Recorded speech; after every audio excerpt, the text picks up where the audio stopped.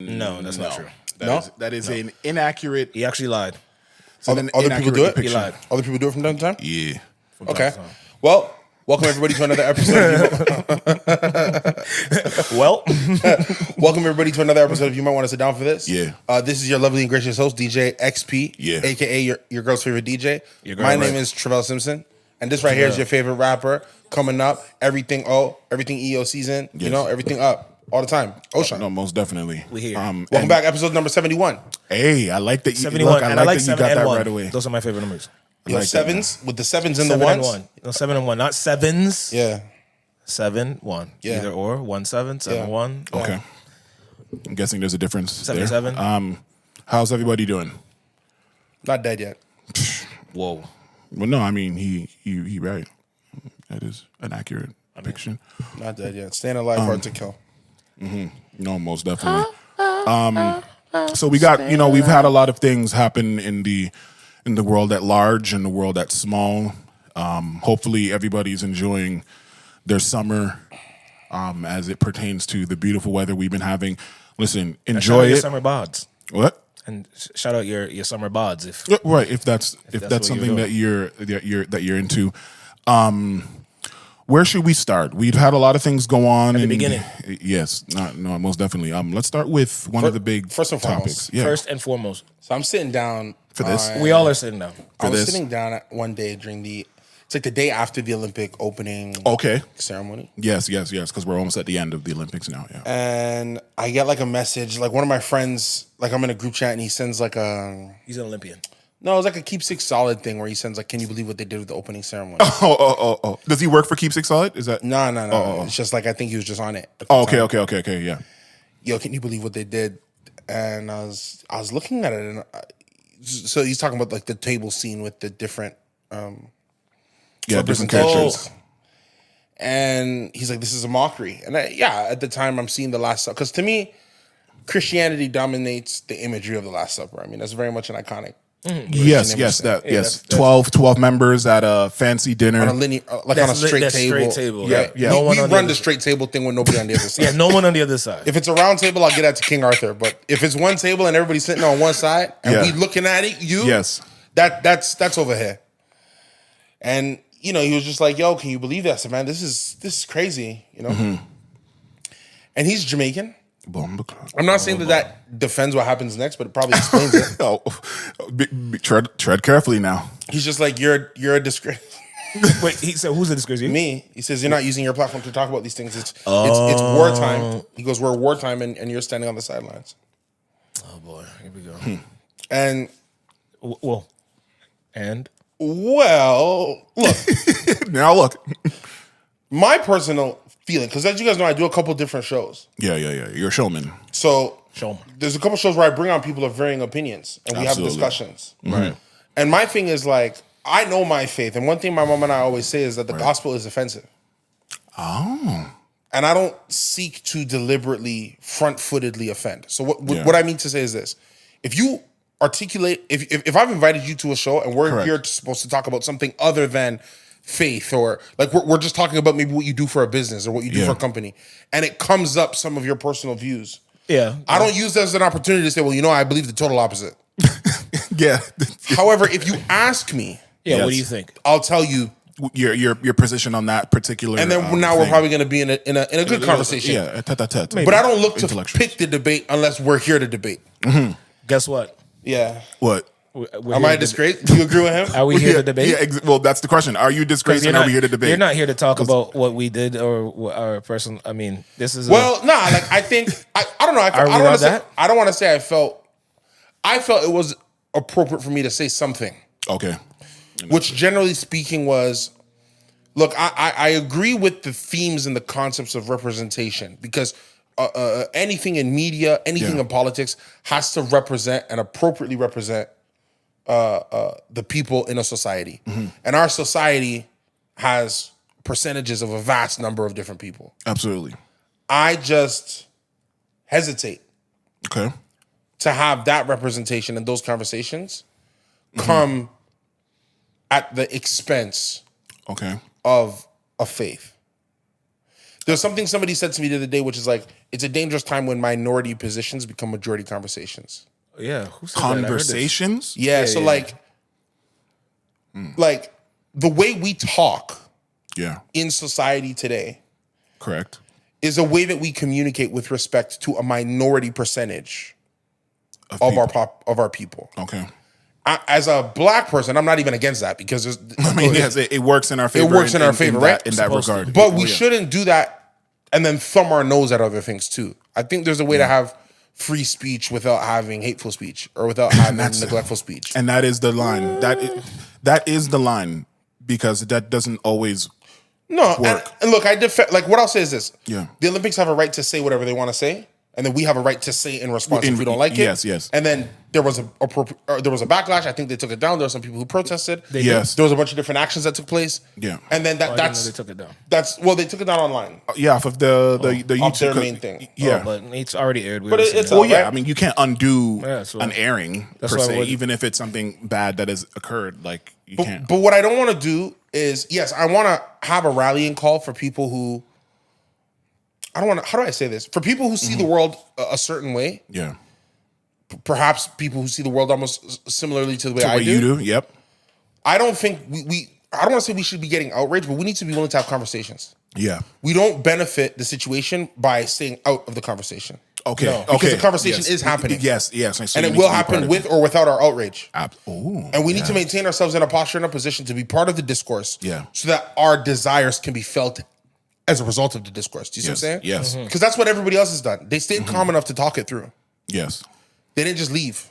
Which a lot of people do. You know what I'm saying? Yes. So I'll say that. Again, I don't know if it's disgraceful or not because I do hold the faith that I hold. I feel like I'm always very clear. I grew up in church. I do believe in the Lord. I believe the Lord, Jesus Christ is my Lord and Savior. This is how I hold my personal faith. This is how I live my personal life. Yes. When dealing with other people, I try and lead with love. I have no Absolutely. sense of judgment or hate in my heart for anybody. But if somebody asks me where I stand personally, I'll do that. And in good faith and good conscience, I'll speak with people who have views that are opposed to mine. Yeah. I don't know if our times are getting so radical that it's hard to be that neutral. Because I was accused that was a neutral position now, you know? So I'll throw it to you guys. I don't know how you guys feel because you guys are still artists. Are artists. Yeah. You're expressives, right? Express. I've been to even recently. I've been to concerts now where I do see artists really leaning into dark imagery. Like when I was in college, I remember The Weeknd was really leaning into that. There was a whole segment of his career where it's like, yo, this is what I'm on. You know what I mean? And you know, I don't know if I knew how to handle that well because I didn't necessarily boycott The Weeknd when I saw that either. What's dark imagery too? Like it was direct Satanist imagery. Like you would have like devils coming up from hell and that's more specific. But there are some instances where it's not that and people consider it the same. They're and it's putting the it same. Well, isn't there a run of like 3 videos? I think it's like The Hills, I Can't Feel My Face, where he's literally dancing for the devil. Am I crazy? I don't know if that. I'd have to look. I'd have to run through it after. But like, there's a run of videos he had where it's like all 3 videos together show a thematic breakdown of him making a deal with the devil to become famous and then dancing for him and then burning up. I Can't Feel My Face when he's at the stage and he just catches fire. Yeah, there's a thematic theme over 3 videos that he's telling, a story he's telling there. I'm not saying the guy's a Satanist. Right. I'm not. Right? I don't think so. He's not. But I'm saying I don't know. But what if the reason he's showing that to be like this is what people think how I got here is because maybe. Or not only or that, maybe it's not the devil, but it's the representation of the evilness of the industry. It's not like a devil. It's not the satanic entity, but it's the dark forces of dance, nigga, dance if you want to get this $1 million or. And I'm not saying it doesn't make it less of the devil or not, but maybe it's more of a open-ended. It's not as cut and dry. It's not as this Absolutely. guy worships the Satan because there are those people, and I don't like when we group all of them together because then it looks like there is this large grouping of satanic people, and that's like wait, that's not. It's disingenuous. It's not the case. I think it's also sometimes lazy when you kind of just group people together. You know, what I will say is, you know, intention is very important, right? Okay. In storytelling, the interpretation of something has to be separated from what the intention was. And I know that sometimes it doesn't matter because the net result is all that matters. Like how people are taking it is all that really counts. Yeah. But if someone, I mean, for evil forces are real no matter what. Whether you believe in the literal devil or you just believe in things that are not going your way and that are counter what you want to do and how you want to live your life. So the devil exists for religious people and atheist people alike. So the representation of those satanic things are needed in storytelling if there is a reason for it to be there. And the reason for it to be there is not, here's this super scary, disgusting thing, you need to worship it. Because anytime I see devil representation, that doesn't necessarily look like something like, oh my gosh, I really need to like get that on like a shirt. Like it's there, it's serving most of the time not, but right? There is one artist that I definitely know that has done it, and they trying to they try to make it look sassy, and it's not. But even with that, I believe that it's an artistic vehicle that is being employed to tell a story about something, whether to talk about how denigrating something is, everything OShauN was talking about, you know, the dark forces that can be in, you know, the industry as it pertains to selling your soul. It's so funny. I mean, we're gonna talk about Vybz Kartel later, but Vybz Kartel, I remember before he got locked up, the interview asked him, like, did you sell your soul to the devil? Are you an Illuminati? And he's like, he's like, sell your soul. Like, what do you mean? Like, what, you bring a paper and you sign your soul up? Like, he was really trying to get into the dichotomy of what does that even mean? Okay, I'll put it to you this way though. Yeah, you can put it to me. I haven't been in the music industry crazy. But I probably start to get into rooms where like oh boy. You guys probably notice as artists. Yeah. You definitely notice as artists. You get into rooms where the power of the network is getting stronger and stronger and stronger. The network being the network of the room. So like, yo, if I'm in good with that guy, that's a meeting with this person. Oh, okay. And the person that you know that you get the meeting for, the bigger that person gets, what I've noticed is that the morality of the room goes lower and lower. So when I first started out, like, when I say morality, it's like what they really into. Like, you know, like, bro, like some people be really into some stuff. No, bro. They be into stuff. So it's like when you first get into the room and you just starting out in music and you probably want to get to that studio with the guy with the microphone. Yeah. For me, obviously, remember, I was like at the shelter church kids, I come in and it's like, okay, maybe they smoking a whole lot of weed in here. Yeah, you know? yeah. That's probably what we getting into. Then you get to another level, it's like, okay, we smoking a whole lot of weed and like women coming through. Then it's like, okay, we smoke a whole lot of women come through and there's some extra stuff as well. Okay, now we doing extra stuff as well. And it's like, pills. Bro, some dudes be having like nasty desires, bro. You get me? Yeah. Which, not to be whatever, but like, for real, like no Diddy. Like that's probably kind of how it happens where people end up in this sphere of power and the guy just has a taste for something. People, like, I put a lot of merit on the Clive Davis thing. When people say, yo, Diddy was up under this dude for a minute. Clive Davis ran music for a long time. Yeah. You know what I'm saying? Chunk of it, yeah. So you get a taste for this stuff. You know what I'm saying? You really, bro, if you're around this stuff, you get a taste for this stuff. People don't do this stuff because they don't feel good. I'm being real, bro. Like people are not doing this because it don't feel good. And when you're in this sense of over excess, okay. Yes, you really do chase that feeling. There's a line in this movie I love called Burnt where the man says, yo, he's talking to the guy, Adam, who's played by Bradley Cooper. And he says, you're just addicted to how you feel all the time. So it's like, it doesn't matter what it is. Ooh, wow. You're just addicted to how you feel. Yes. He goes, it could be women, drugs, food, success. You're just addicted to how you feel. And I do think that there's a numbing that happens sometimes if you don't have a good circle or a good you know? So like, I don't want to not throw my name into the conversation. Yeah. Or I don't want to not be a person who is there. So I'll say this probably on this show. This is the first time I've cross-promoted. Don't be mad. These guys, they own more of the show than I do. But if anybody wants to come on Lynn here, we're willing to have a discussion with you. Just an open-ended discussion about what's happening in our society and in our culture right now. Because I think now's the time where people from opposing sides need to talk. I got to know where everybody's coming from. Yeah. Because it like the world that I'm living in now and the world I grew up in are dramatically different. Yes. Not a little different. I've officially entered the point where it's dramatically different because just to the Olympics thing, and then I'll leave it there. Yeah. I rewatched the thing that made me love the Olympics, or when I really started to yes, Donovan Bailey 96, but I was a kid, I didn't really remember. It was the 2008 Beijing Olympics. Okay. When Usain Bolt did the double, when Michael Phelps started to just collect gold medals. Yeah. And I rewatched the video of that opening ceremony. Yeah. And it was a cultural representation of China. They had the drums that, you know, yeah. I'm not saying I'm sure there was stuff that made somebody mad in 2008. There's always something. Yes. But I remember watching that thing like, this is arm's length from what I understand and know. Yeah.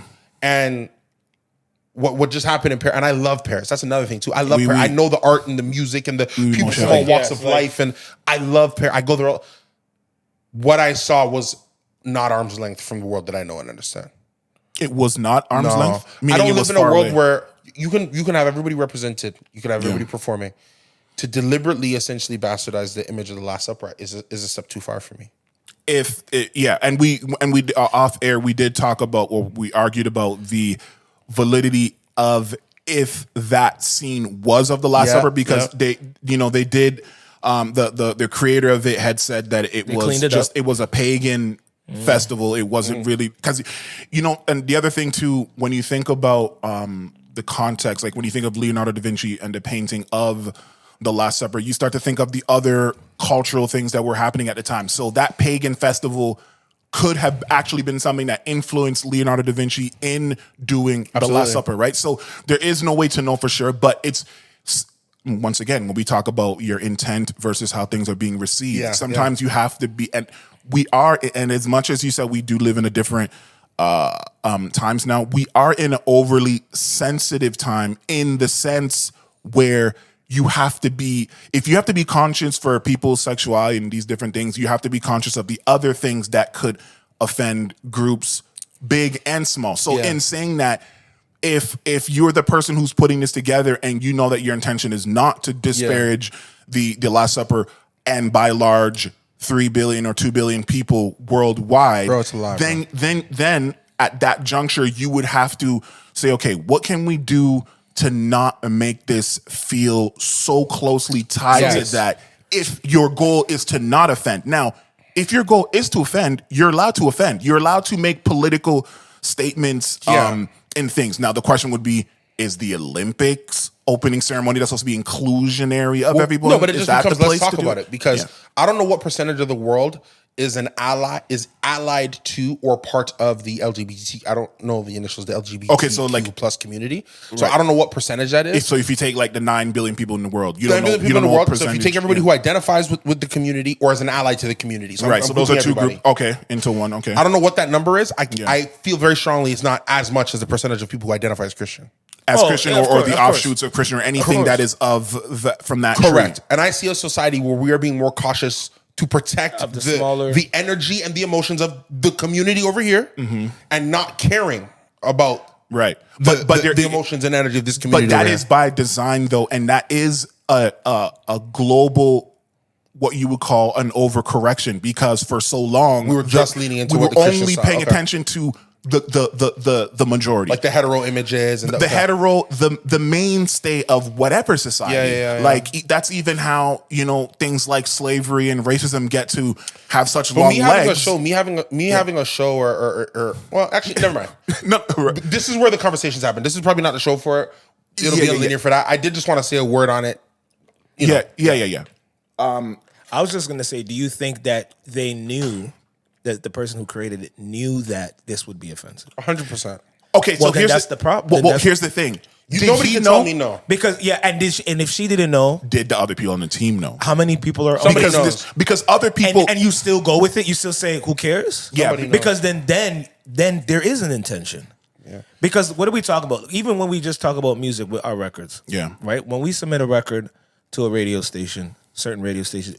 When we get our engineer, when he works on the clean version, there's also a super clean version. Sometimes. What's a super clean version? Where they blank out things that someone might think is offensive. Which, if you looked at the Drake pack, he had a moment of which, I didn't even know. How that should go. I always thought it was, how that should go. And it's not. You see. And they cleaned it up anyway. You see. Because they thought people would think it was that. So if we do that in other things, You're telling me that that's why I took that as, no, they were trying to make a statement. They were trying to get it was close and they didn't care. Because that doesn't make any sense to me. Yeah, and they know it's close. Nowhere in the world do you not know that that's close, especially not in Paris. Yeah, no, I don't care where the inspiration came from. And what I would say in closing to that regard, okay, so let me put myself in the shoes of this Frontenac person. Okay, yeah. Right? Genevieve Saint-Martin. None of that is the name. None of that is the name. But let's say that his goal was to disparage and to poke at the Christian faith. Like, let's just say like that was the intention, right? Because at the Olympics, right? Yeah, and let's take it a step further. Let's say there's a lot of things that Christianity has been responsible for or a part of that have affected the world negatively, which can be very true and which historically has been true. The problem with thinking that this like alleviates or speaks to that is you can't forget there's people. These are people that worship and love the Lord and love Jesus and things of that nature that aren't a part of whatever establishment that you are trying to like break down. So even in you thinking that it's making like a statement, but then you're just hurting a bunch of people who are innocent in the reception of those images. That's the only thing that is kind of messed up because because to say that 2 billion people or 3 billion people are terrible people would be an inaccurate depiction. So that's why it's dangerous if that was his point to say, okay, yes, I am trying to make a statement, but it's the people at the establishments and then people that have caused the mayhem, A, they're either not here or B, they don't care. Yeah. So it's the people that are watching the Olympics that go to church every Sunday that care. So that would be where the problem in that line of thinking is if he was trying to make a statement. Okay, that's sad. But that's the point. People that you're selfish then. There is a bit of a selfishness embedded in that. Yes, it would be. I don't care who else I offend, even if they're not on the list of the people that were offending me, but because they're part because they're an ally, they're up next. It's up for everybody. Collateral damage type shit, right? Then don't get mad when other people go against your shit out there in the world, and you're complaining that our voices are not being heard. Then it becomes it's like it becomes a tit for tat. It becomes a hurt people. I hate that. I like tits. I just don't like tit for tats. But I like tats. So we're on the Olympics, right? So let's want to talk about the boxer thing. I know we personally talked about this. Do you want to do that here or no? Yeah, we can. Yeah, we can. I don't know. First, you're not on the spot. No. It's not on the spot. I mean, but what's your reservation? Here's my thing. So, okay, the internet ran with saying that the boxer was trans. Was trans. Yes. Which I think is an inappropriate researching of facts. But they didn't research because the first thing they saw was we talking about the headline? Was the video, the footage of a woman crying. No. Okay. Oh, was that the first thing? That's one of the first. That's one of the first. So you won't. A lot of people didn't research because they saw a girl who's small crying that she's never been hit so hard in her entire life. Of this, he has. Okay, so do you know the situation with the boxer? I want you to give this scientific, and I'll chime in on parts. So the situation with the boxer, right? So you know our chromosomes. We're made up of different chromosomes, X and Y. Okay, sorry. Well, X or Y. X or Y, right? And I believe a woman is supposed to be XX, isn't it? Yes. Yeah, we're XY. We're XY, and a woman's supposed to be XX. Okay. There are some amongst us where it's a genetic defect. Yes. Where you're a woman, mm-hmm. but you're comprised of XY. Correct.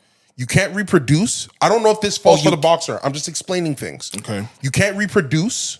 You have no ovaries because you're XY, but you're a woman. Do you see what I'm saying? Because you have everything else. It's a genetic. You're genetically we a all woman. know it's a genetic thing. Yeah. Okay. As a human being, okay, I empathize and understand that is nobody's fault. I hope you do. That's nobody's fault. As a commissioner of sport, it matters. Because genetically,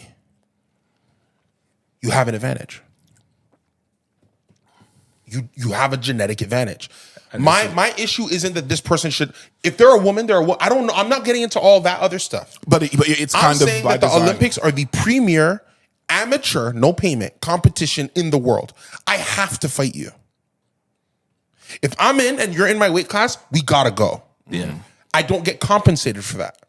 I understand why, because originally there are tournaments where this boxer has tried to box and they were not allowed. Yeah. Now the difference is that some people say that this chromosome testing, this genetic test, is valid in science, and some people say no, that's not valid in science. Correct. Do you see what I'm saying? So, but there's a debate there. There's a debate.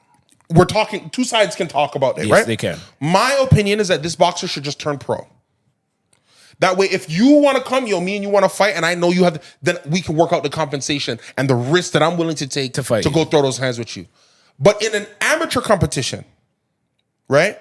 I think we have to make the decision that services the whole, which is where I go to. We can't make a decision that only services, right? Because it's a very small percentage. And where I will chime in is, I actually think the fact that it is amateur is actually the reason why those things should actually be lifted. Because when you talk about what the Olympics stand for, what the Olympics is about, it's about humanity, it's about inclusion, it's about all these things, right? I also think it's so interesting, like, and this is just a side note, but still connected. Like, when I see a lot of people talk very nastily about this woman online, I have no issue with the boxer, by the way. No, I understand. No, I understand. So what I want, the athlete is doing what they're supposed to do. They're trying to box. No, I understand. I'm okay with that. But it's just funny because sometimes I'll like go to their page, the person's page, and like it'll just say God first, right? So automatically, or the American flag, but that's if they're American. If they're not, they might be from somewhere else, right? I see some people who are not. But I'll see God first, meaning that they understand that there is a God who does these things, who controls the universe, who does, you know what I mean? Who's a part of our lives. So for you to then say that this person is trans or this person is trying to have an unfair advantage is to also bring into question what God has allowed a person to be born as. And because if we're talking about if we're talking about there is a God. I don't know where he's going with this now. No, but I'm not saying that there isn't. That wasn't my point. What my point is you are now telling God that he's made a mistake in this person, and because of that, they should not be allowed in a sport. You're taking a stretch. But I'm not saying that you said that. I'm telling you what people are saying that. The way there are people that are saying the language and the rhetoric that people are using. People are ignorant. We know that. Exactly. I'm saying to the spirit of the argument. So I'm a combat sports fan. Okay. There was times prior in the UFC, I remember there was a fighter where he had low testosterone levels. Okay. Was he getting his ass whipped all the time? No, he had low testosterone, so the doctor allowed him to take TRT, testosterone. Oh, to boost? Is that something to boost? Mm-hmm. Okay. But he took too much, and he popped out for a fight, and he got pulled from the fight. Okay. You see what I'm saying? Mm-hmm. All I'm saying is that there's precedent in combat sports. I think I'd even feel different if it was a different sport, where you don't throw punches. Okay. There's precedent in combat sport where a genetic advantage disqualifies you from competition. But what do you call a? If I produce more testosterone than you do, and I fail my fight medical, I need an exemption from another doctor who explains why that happened.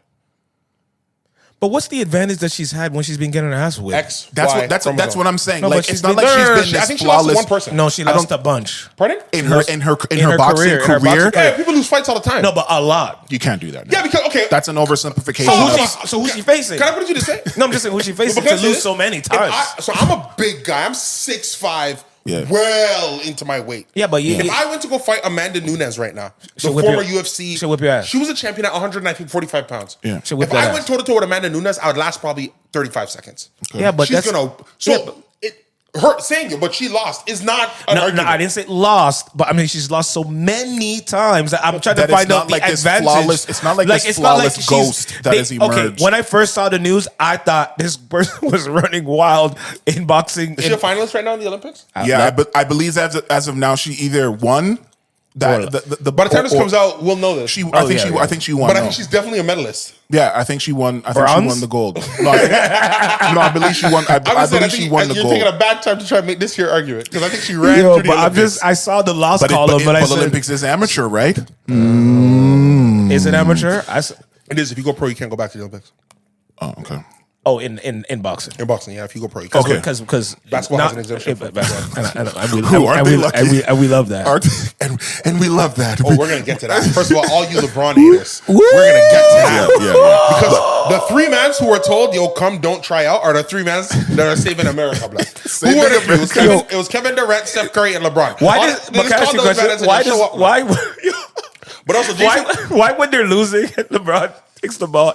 He looks like he's saving America. I don't know what it is. I don't know with the beard and the white. I don't know what it is. He looks like a Marvel character saving the country. He's taking it personal. Yeah, he's taking it personal. He wants to, bro. That game against Serbia. I know we're jumping all over the place. Right.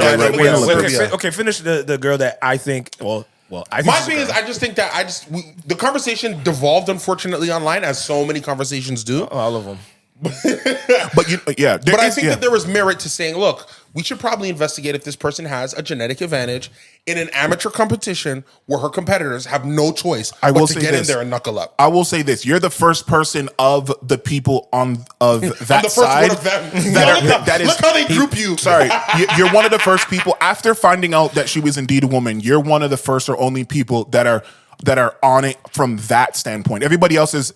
She's lying. She's from what country? Is she from? An extremely Muslim country that would never, in the light of day, ever like it would just never happen. So the fact. So I do appreciate that you're coming at it like that. There were some Toronto pages and stuff like that who definitely turned the leaf and was supporting her after they got that information. But then on the Twitter side of things, those pages that have the Elon exemption that can say whatever they want with, and they're whitelisted, so they can say whatever. They continue to call her a man and continue to say these inaccurate. Like they're not talking about the unfair advantage from a chemical standpoint or this and that. Those details. They're just saying this is a man still beating up on women, punching down. That's all people are saying, and I don't.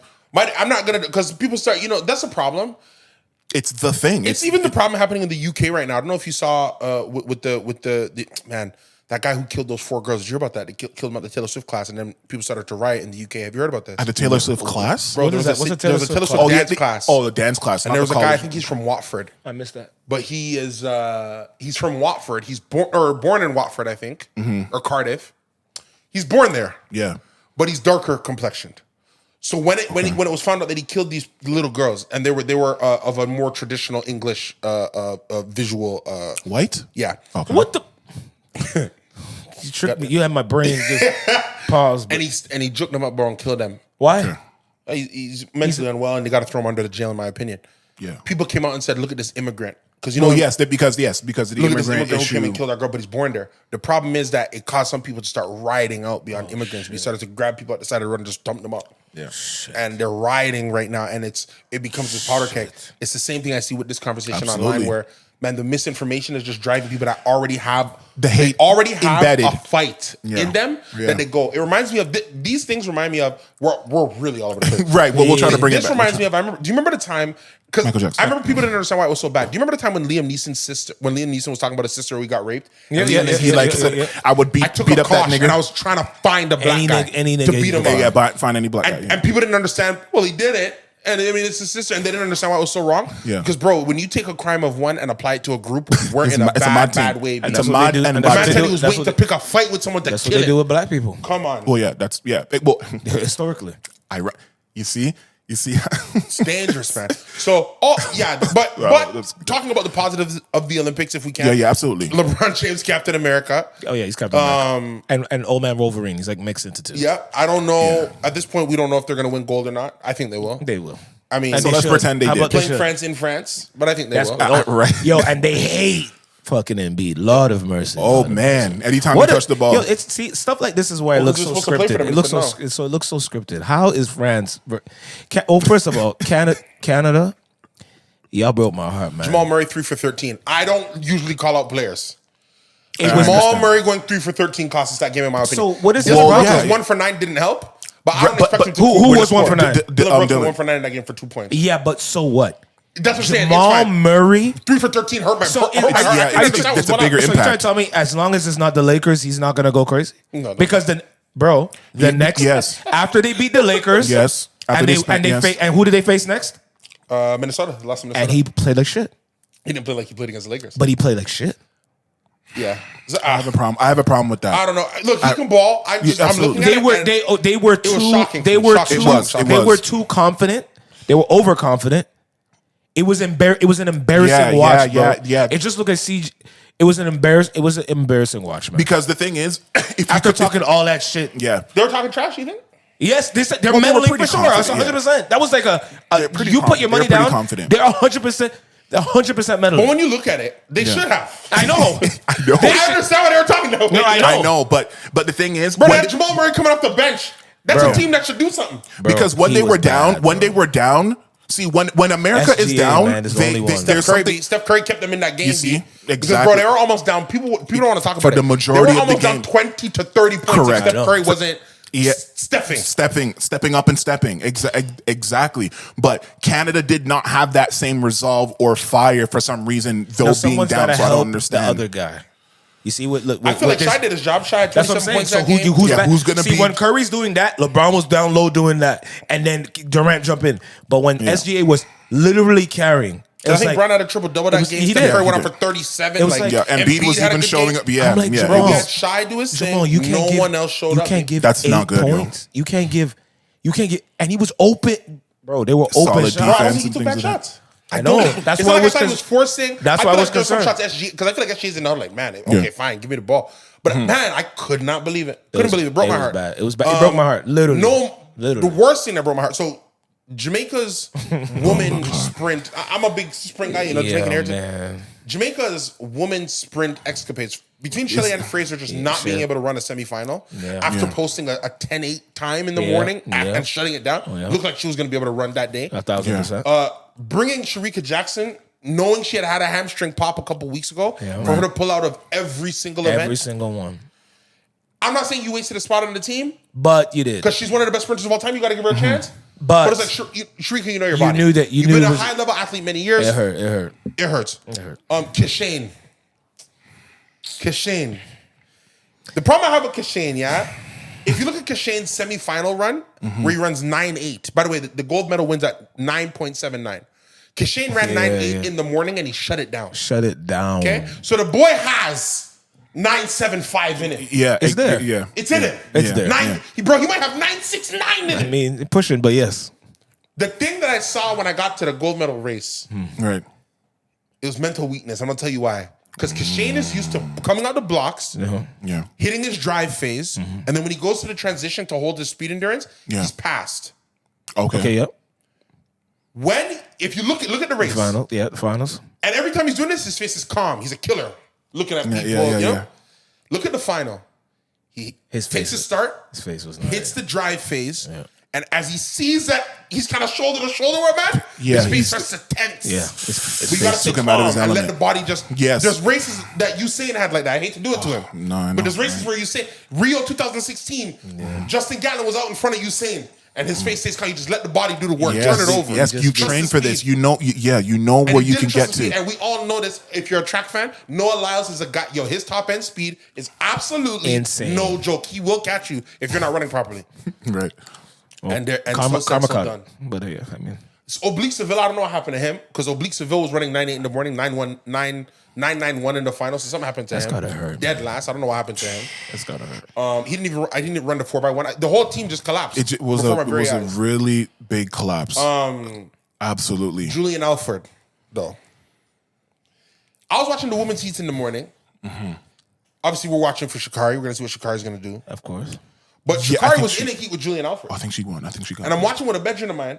Are we talking the 100? We're talking 100. We're talking 100 first. Oh, 100. We're talking about relays after. Okay, yeah. I'm watching and I see Julian Alford come out to start. And I see Sha'Carri. Sha'Carri starts her slow. We all know this. Yeah. It's her drive and her power. Picks up. Yeah. Okay. But I see Julian Alford come out. And I was watching her. I said, who is that? Bro, she's like, why is she like a body length in front of her? And they're taking their head up now to come kick. Stride. Who is that? Yeah. I think that's Julian Alford, man. Really? Damn. You see when I knew Sha'Carri wasn't going to win. I'll tell you why. If you look at every one of Sha'Carri's races, big wigs, big weave. When she didn't have none of that on. When she came to the final and told her coach, yo, just give me the ponytail. Because I think I might have to go chase this thing. Yep. I knew, she doesn't have it, bro. Because she knows me. This island girl is coming ready to run. Julian Alford, shouts out to you. First is this the race where they changed the rules and she had to walk? Yeah, something about she had to walk a distance. She didn't get to warm up. I think that's the race. They're saying that, but here's my issue. And she had to walk. My issue with that is her and Shelly. And then Shelly pulled out. My issue with that is that's in the morning when you get there. Do you see what I'm saying? So Okay. when you're running a track meet and you show up in the morning, you're warming up. But remember, they really run the 100-meter final is they do the semifinal And then later that day is when they do the final. Okay. Once she's in again. It shouldn't be an issue. So what happened? Because the warm-up area should be around the Stade de France. It's not going to be too far away because they drive them in and out. So why is the story that they had to? Because I think they're trying to give her an excuse. Because she would have had that issue in the morning. So it was but she that wouldn't far have that away. issue in the final. So she had the issue in the morning. Yeah, because that's why. And maybe that's why Shelly Ann didn't run her. Yeah, Shelly did. Yeah, she didn't run She her. couldn't get in. She couldn't get in the morning. But once you're there, I think you're there. Unless you left the grounds again, which I couldn't see why. Usually, if you come for a track meet, Yeah. you show up. But what ready if to she be there did? for the day. But Let's say she did. Then that's on her team. Because Yes. That would be true. like apparently they're telling them, hey, this is not the gate you're supposed to come through. Yeah. Because you're part of the Olympic bus, or you have the private. If you're a superstar, come in this way gate. But she's a superstar. Yeah, but then your team is supposed to organize that. That's not her job to organize that. Which is why they're blaming the team too. They were. I blame the team for something. They were putting a lot of. It's blame like you're on an the artist. team. You show up somewhere and you're going in through the wrong door. Whose fault is that? Technically, should be the team. You can't blame the venue. No. They probably really Unless don't they be lock letting the people artist in door. through here. Unless they You know lock what the I'm artist door, yeah. So yeah, I don't know. But then fast forwarding to 4x1, Sha'Carri decided to show us Wagwan B. Let you know what it is. Decided to show us Wagwan, bro. That girl's top end speed is nuts. She looked back at y'all niggas, bro. It was impeccable. It was too easy. It's absolutely nuts. It was amazing. Shouts out to Gabby. Who's the one who won the 200? Gabby. From the States. Yeah. Oh God, I can't remember her last name. But Gabby, she won her 200, ran a great turn, stayed out in front. Good for her. Gabby, is it Gabby Thomas? No. Shout out, York alum. Yeah, Gabby. Brandy and Melissa. I They're actually went to school with these people. Silver medal in beach volleyball. Oh yeah, Oh, posted. shit. Yeah. I posted that. Those are my people, yo. Oh posted that. shit. Human of Paradise, Melissa, what's up? Brandy, what's up? Congratulations to y'all. Olympians for life. Okay, dope. Did That's they dope. thing. I don't know anyone else, but obviously we had other people perform. Andre DeGrasse ties Penny Alexiak as the most decorated Canadian Olympian of all time. I think it's 8 or 7. Seven. I believe it's Eight medals. Is it 8 or 7? Did this make 7 or did this make 8? Because I thought I saw think this made 8. a 7. But This makes 8, yeah. But nonetheless, congrats. Congrats to the team because bro, they congrats. all lost under individual. Under Bro, individual, like disqualified. It was a Bad. mess. it was a Like, fucking it was mess. literally a catastrophe. It was the fact bad. that they was gold. Woo, Insane. Brown, On the all you outside- guys. and you know man. how hard it is That's to win on the outside lane. That's crazy. Yeah. Because you're not seeing anyone. Yeah. You're out in front the whole time. Yeah. So you just got to run So the you race. just have to run your race. But his top end at the end, he went crazy. Yeah, good at top the- end, yeah. Yo, Good top end. Great finish. I think it was Great an finisher. Yeah, he went crazy. 8.99 split. Yeah, he fucked that shit up. He was oh my goodness. I'm like, 8.99 split. Come on. where was this in your individual race? They're calling it an upset for sure. They're saying like it's Well, the Americans messed up the baton. US got disqualified. Whatever, they were hanging on to the baton. And put it in Right. like the Yo, wrong that was hand. one. look at it. Even- They look like Yo, lost. The passing of the baton is so like it's gotta a be able to- really if you don't There's art master to it. if you don't you can be as fast as you want. If you fuck that up, that is it. And it's like it's That's such your an ass, my man. it's such an art. It's such it's so. So Lyles would have been decisive. running in that, right? Now we Well, you got COVID, right? no, so he would have been running that. He would have been running. So who replaced him? Who did they put in instead of him? Yeah. Probably the Quincy guy. Because they would have had Noah run the anchor leg, but the Fred Curley was in there. Yeah. They had the other guy in the 200. He would have been in there. So I think the Quincy guy who actually messed off the handoff is who they replaced, but they had redone the order. Well, you see. But I don't like when people say, like. But also the women messed up in the semifinal in the morning. That leads me to believe it's coaching. Whoever's coaching that 4x1 is going to get fired tomorrow, in my opinion. Because they both. Because they both teams had a mistake on the same day. One in the final, one in the semifinal. It's just that in the semifinal, the women were able to make up for it because Sha'Carri is an absolute rocket ship. A monster. Yeah. But if not, the world record could have been on hand for the women because, bro, they were flying, B. And they didn't come close to the world record, and they should have because, bro, Right. Sha'Carri's top end speed is stupid, bro. It's actually insane. It's unfair, blood. Yeah. Running a sub-9 split in the 100. Come on, B. Yo, Or sub-10, sorry. Sub-9, that'd be insane. Yeah. Literally. I'm sorry.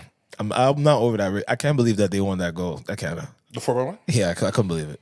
Yeah. That shit was fucking Yeah. inspirational. I'm sorry, because they were all talking yesterday after their losses, and everyone they all said crazy excuses. Yo, we was all sick. You know what I mean? I got sick the other day too, and then it was like, yo, my hamstring. Like everyone had like, I'm like, those my guys. You know what I mean?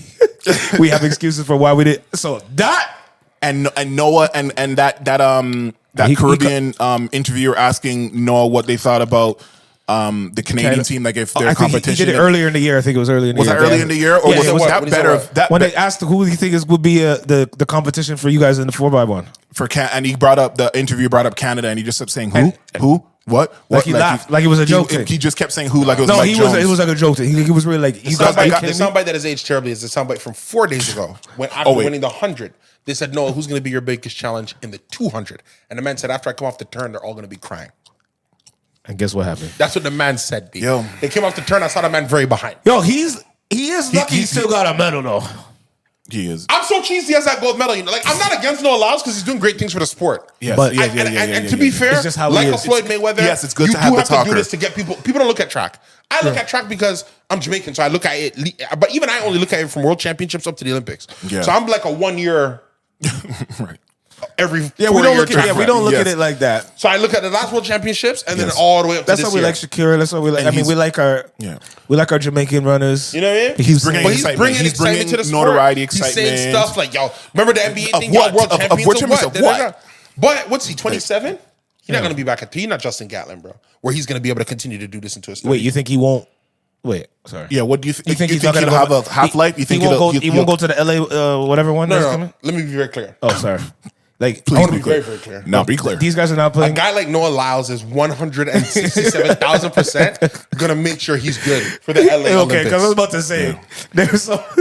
But to me, again, I could be wrong. Could be. To me, To you, I don't see a guy who at 31 is gonna go crazy. is gonna still be this guy. Well, because he's not blowing Came people third out in the Tokyo. water. He came third. 200 is his event. 200 Yeah, is the that's event okay. he's supposed to win. That's supposed to be his Because bag. he has the crazy turnover top and speed. So he comes off the turn and he's supposed to be able to catch and pass everybody. That Carl Lewis running. Yeah. But you know how track is, bro. There's some kid right now in Houston, Texas that's 19 years old. He's ready to snap running faster than all hell that we're going to meet in 4 years at 23. You fucking right. There's some kid right now in Jamaica. Same thing. So are we going to see, and we're not going to see another Usain Bolt type career of where it's like always killing niggas? No, nobody. Like Usain Bolt, always killing niggas. Usain Bolt doubled 3 times in a row. I don't think anybody had ever done it Yo, twice. when I read that list, it was so we were insane. privileged to Nobody had ever done that twice. We're privileged to see that, bro. And what people seem to forget, because people always talk about his 08 Olympics, because that's when he was clearly, like, he was young. Yeah. Usain Bolt set the his Olympic record in the 2012 one in London. Yeah.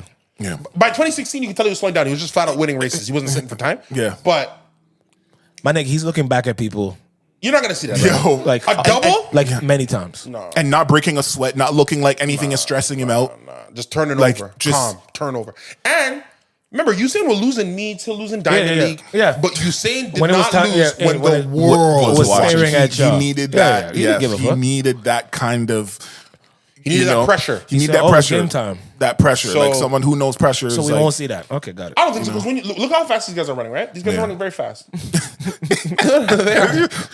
Ben Johnson, full of steroids in 1980. His little career is what, 88? Ben Johnson in 1988 cranked full of all types of stenavzolol. Well, they all were. Ran 9.79. They were all. And that was him cranked. Yeah. Eyes bloodshot red, okay? Yes. The gold medal winning race this year was 9.79. So theoretically, the natural body has caught up to what steroids used to do 20-something years ago. That is very interesting. Usain Bolt's world record is 9.58. 9.5. All natural. A 100-meter race where you have to start from a crouch. What was Don's? Was it 9.8? 9.7. No, 9.7. 9.7. 9.96. Oh, yeah, he was 9.6. He can't even talk to these guys. He doesn't even know what these guys are doing. That he was really killing niggas because I watched him on the. I watched the read. 4x1. Yeah, oh my God, he was. His top end was crazy. He smoked. Yo, he just didn't have he to, was way away. Yeah. He was away. No, look, at the time, look, he won a gold medal. 1996, he wins a gold medal. Then And he beat Johnson 1-on-1. They did the showdown here at the Skydome. 50, 100, 150.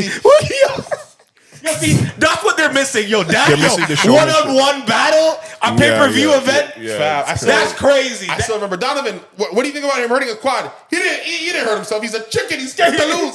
What I think we need to do is run this race again so I can whoop his ass again. I'm like, Let's fucking go. Man, we miss it though. Yeah, you said 9.58 in the 100. Okay, that's crazy. All right, this 200 meter, the Botswana guy, I think he won it at 19.4 something. Mm-hmm. Bro, Usain's record is 19.19. That means that he's running a sub-9 first 100 and a sub-9 second 100 with the speed endurance. Jesus. Bruv. It's just I'm running fast, and then I'm running fast. You just hold it. Sorry, not sub-9, sub-10, but like you're running. Okay, well, still. Low 9, like For the first. 9.5 and 9.5. 9 and 9 is 18. If you run 2 9.5s, you're 19 seconds flat. Jesus. So he's running 9.6.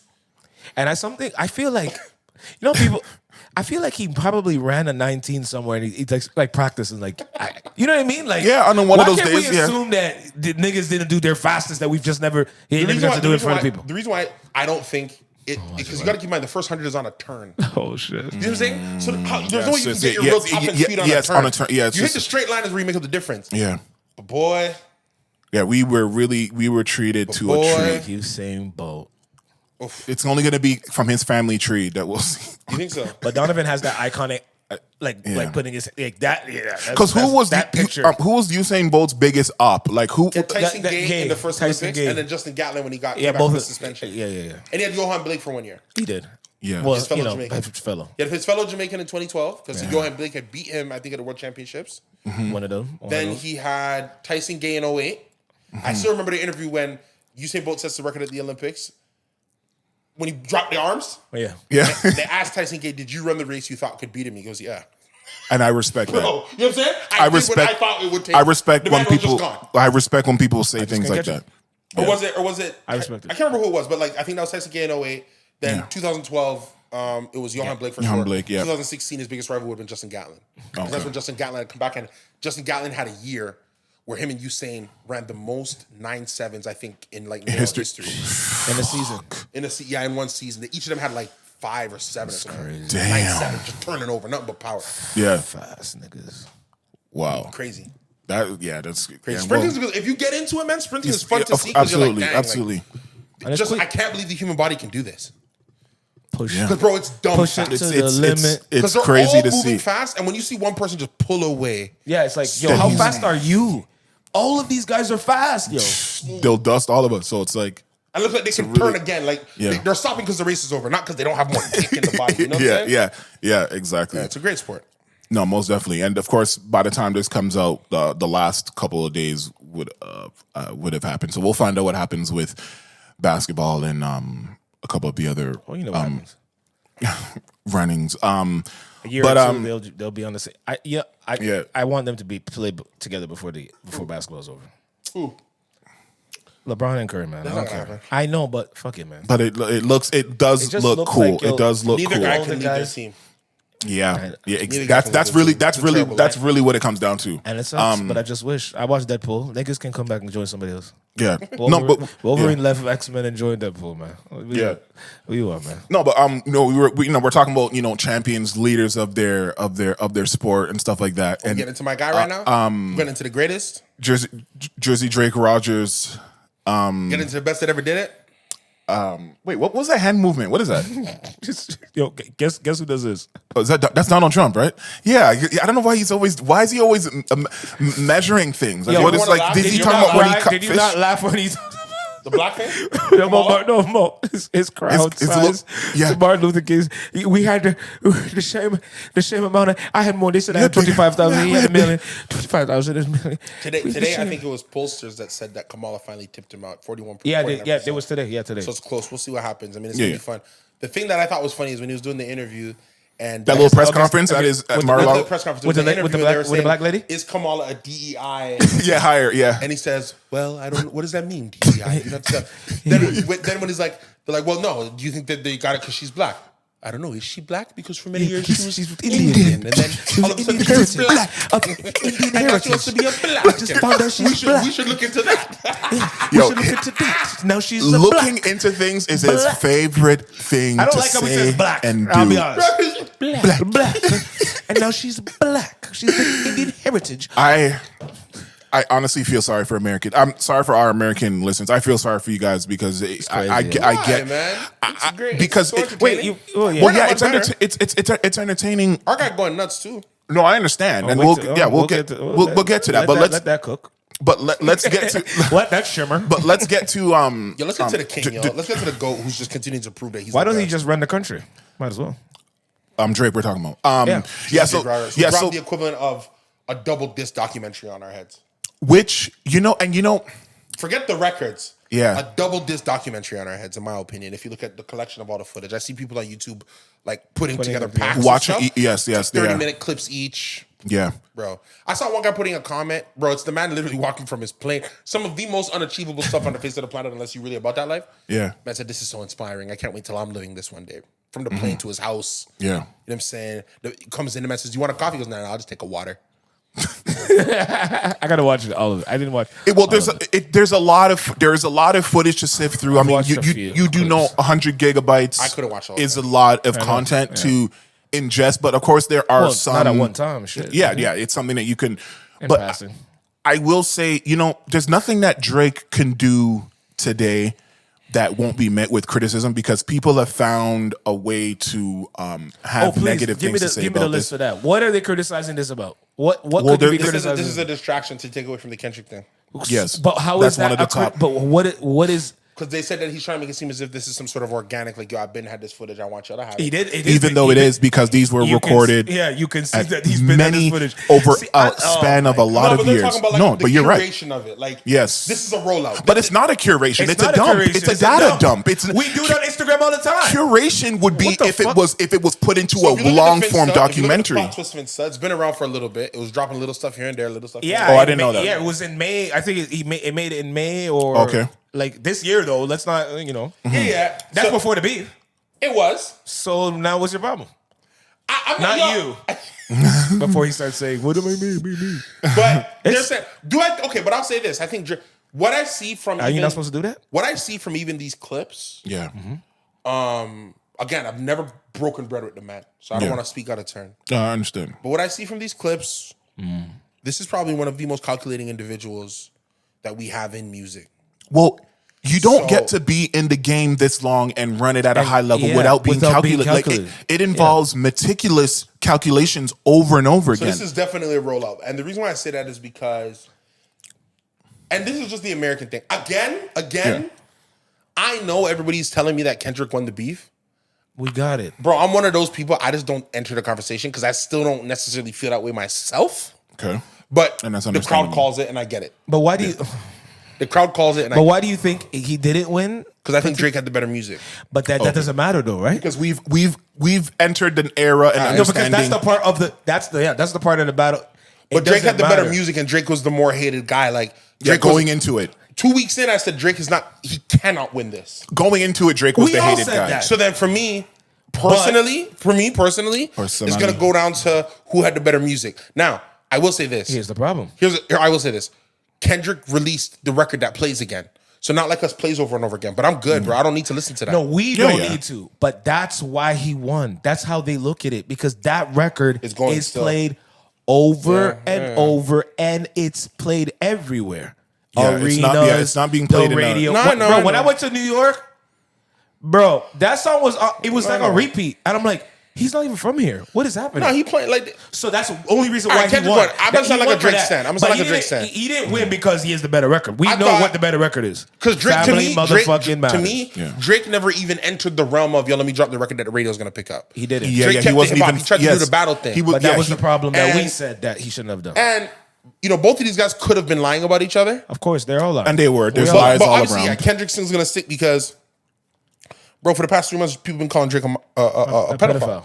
Yes. So it's stuck. So he's using things and nobody's calling Kendrick a woman beater until the Drake, until the dissing happened. But you know what I mean? But what's worse? But I'm saying what sucks, like even now, nobody's calling him a... What's worse in society? No, they're both bad. Wait. What? What's worse in society? I'm not answering that question. They're both felonies. They're felonies, but when you talk to people who run around beating their girls or whatever, or beating their husbands or whatever, or beating their significant other, do you see society kill them more than something to do with little children? Oh, that's what you mean. Oh, that's the point. So therefore, if it's Drake is a pedophile compared to Kendrick is a woman beater, but they'll take the woman beater over the pedophile. Is what you're saying? Society. Yes. Okay. So they're not gonna. That's what I'm saying. That's never changed. We saw fucking man's hit women all the time. We saw what's his name? UFC beat it, slap his Dana White, and he's still running that. And he's still running. No one. But I guarantee you, if they caught him with a child, he would be under the jail. He'd be under the jail. That's my point. Okay, but when you put it that way, it's fair. Yeah. So Kendrick won. Right. Yeah, whatever. For me, it's so crazy to me that if Drake had won and did this, they'd be going nuts. Did the dropping of 100 gigs or bro? They'd be like, oh because my gosh, people could are you have hungry for more enough? Kendrick stuff right now? And they're getting not a drop. Like, where's the album? Yeah, they were getting. Yeah, we got the music video. He wasn't planning. Where's the album? Well, people said that he was. But also, now that the 100 gig thing has dropped, yeah, and I will say this. Yeah. What? I do think Drake and Braun are having a problem right now. I drop 100 gigs of footage. You're not in none of it, and you're my mans. I've been saying that we've been friends for years. You watched all of it to know that he's not. No, in but it? if Braun was in something, it would have been online. Oh, what? Because Steph is in some of them? Is that why you're saying I saw that very quickly. Okay, but how many other people are... Okay, but the 100 gigs was Notable taken people? over a long period. So you just think he know omitted... Braun wasn't around ever. So you're just saying he just omitted all the Braun footage? Maybe he omits Braun when he's posting about Olympians. He omits Braun when he drops 100 gigs of footage. Oh, wait, he talked about Olympians? No. He posted people's pictures, like, bigging them up before the Olympics. Before the Olympics, he posted... How many Americans did he put up? Steph was in there. Yeah, but Steph is an honorary Canadian. So and he's that doesn't count. So who else? KD. Who's the... KD, that's his man. Oh, shit. And SGA. Okay. I'm not saying... Well... Bro, something's going on, because, bro... They weren't celebrity acquaintances. But you saw they were supposed to be each other's mans. You see what he posted yesterday, right? Who? LeBron. No, what did he post? Drake's shoe on the story. Yeah. And said something that was like big and positive. Yeah, like something like my mans or fams or my whatever. Okay, so then maybe they good. But I do think that for like 2 weeks there was a bit. Yeah, I think and maybe it's still a little tense. I maybe think it's Drake just looked at it as because I know what it's like when a man gets to a position where he's in wartime. I have a friend going through it right now. He's in wartime, and everybody's kind of switching up on him. So he just start trusting nobody. Yeah. I think that place is a safe place for LeBron compared to if he started shooting at him. He didn't. He just pretended like he didn't exist. Compared to dissing him or saying like how he did the tweet dissing what's his name from the Grizzlies, John Morant or whatever. Like if he really had something, he might have posted. He might have had those. He has those sassy like tweets or captions where it's like Ben took the crown up. You know what I mean? Like he would have said something about his bald spot or something like that. Something that would have been I don't think so. I think I agree. There might have been something, but I don't think it was enough for him. Like I think it's just more watching. Like okay, but as we've watched and we've analyzed, LeBron James had to go to the show. He plays for the Lakers. He had to go. He had to go. He plays for the Lakers. He had to go. Right. You could look at it differently if he played in Cleveland. Yeah, you could look at it differently if he played in Miami. He had to go. Two, and he didn't get on stage for that one dance off. And now I'm finding out. I don't know if you guys knew this, but apparently he cut before they did that song. Yeah, he cut. Because he knew, like he could tell they coming up with it. And he did the song 8 times, or whatever time. So or like I think he played it the first time and he cut. So after he's like, I see what's going on doing here. More, and all those pictures, he wasn't there. Come on, that's good. That's respect. What else do you want me to do? Yeah, do you see him wearing the shirt? You see him running around and like his wife. His wife wore the shirt. She wore merch from there. She did. And then you get into that dynamic, right? Because let's say the wife. I'm not stepping into it. I'm out. Let's say the wife doesn't fancy Drake. It's like this awkward thing in the house. I had that situation where like one of my mans, him and his boy. I actually know a situation like this. One of my friends and his boy are having beef because his boy's girl just don't mess with him. Too much has happened over the years. Yeah. Too many single nights, too many boys' nights that didn't go the right way. Yeah. So now she don't mess with him. But obviously that's the man's wife. That's his girl. Yeah. So, it creates awkwardness. Like, bro, it's to the point where like parties getting thrown. Damn. And you see it on the Instagram, you're like, oh, the man never even showed me about this. Yeah. Yep. Nights out at the club to venues that he would go to. Yep. You just see, where. But it's like, imagine if what's the equivalent for us? Imagine if I'm like, yo. Yeah, make it personal. Yeah, okay. What if I'm like, yo, are you going to the Manifesto this year? Imagine I say something like that. Okay. Are you going to Manifesto this year? Are you going to go see that are you going to go see that whatever show at Young Dundas? And you're like, nah, man, I think I'm going to cut out this year. I said, oh, word? That's crazy. And then you see posts of me at the Manifesto show with like a bunch of other people. After you said you're not going. After you said you're not going, but like it's something that you would go to. Yeah. Like there's a chance you might be at the Canada Music Week show, and I'm like, oh, word, like you not going? Oh, damn, that's crazy. All right, bro, stay up. Yeah. My phone responded to you. That is it was weird. I feel like I'd feel ways. Yeah, I would feel ways. Okay, You know? when you put it that way, yeah. So that's the equivalent. Yeah, So there could be some it's dynamic tough. there. But the wife wearing the shirt, yo, wives be doing a whole. Yo, I know how women be. She could have been mad at LeBron that day and just said, "I'm going to do it." He's like, "You better not wear that shirt." I'm aware. No, he's gonna wear it. And let me tell y'all something. Let me tell the Americans something. Yeah, the American. After watching this, because I've seen a lot of talks, I need y'all to understand one thing, see? Yeah. Yo, we from Toronto, Canada too, but let's just say Toronto particularly. It's not code switching. This is just how we are. So we might talk like this, and then we might talk like this, and we might talk like this, and we might. It's not. It's called multiculturalism. It's not Drake going around. It's called having a passport. He's not trying to go around and get like voices and accents from different countries. Yeah, like Thanos, just collecting them like stones. Yeah. We are like this, guys. Like our patty place is beside the Indian place, that's beside the Italian place, that's beside the like it's just that's normal. When I was watching it, I'm like, yo, we really be talking like that. And then if you go online and you see everybody talking, they're like, look at all this code switching, culture vulturing. Yeah, nigga taking every, and I'm like, yo, they don't know that we just this is just and the funniest part of it, our world. Yeah, we are literally we the are world. worldly. We are hive mind. We are inevitable. The funniest thing was when he was talking with an accent to that boy who was trying to impress his girl. Like instead of them being like, yo, this guy helped this guy with his riz and get a girl, they found a way to make it negative. They made it negative? I thought they're talking about him switching the accent and all that shit. I thought they said he helped the young man get a thing. Some people were saying that, but other people school too. I saw that. Like they just start making it about it's like nothing nonsense. To do. Like nigga, or like how the Too Good song with Rihanna was about Serena. But my thing is, aren't you supposed to make songs about the people that you're with? Now what? What is the problem? What is the part about it that I didn't know that either. That was a lovely tidbit for me. Of course we didn't know. But if she's known it this whole time and never said nothing about it, I don't think she cares. Or maybe she did care.